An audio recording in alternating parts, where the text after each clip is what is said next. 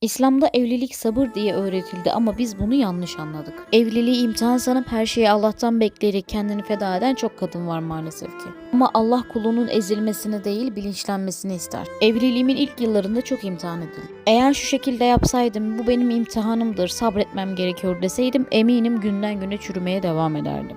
Ama ben tam tersini yaptım. Rabbimin bana vermek istediği mesajları, imtihanların altındaki yatan mesajları fark etmeye çalıştım. Ve bunları fark edip bilinçlendikçe evliliğimdeki temel sıkıntılar da ortadan kalkmış oldu. Ama çoğumuz sadece kurban rolüne girerek ya bu benim imtihanımdır, ne yapayım çekeceğim artık diyerek kendini sadece bu psikolojide bırakıyor. O kadar dua etmesine rağmen, o kadar ibadet etmesine rağmen sonra da dönüp diyor ki Allah'ım neden benim dualarım kabul olmuyor, neden benim imtihanım bitmiyor?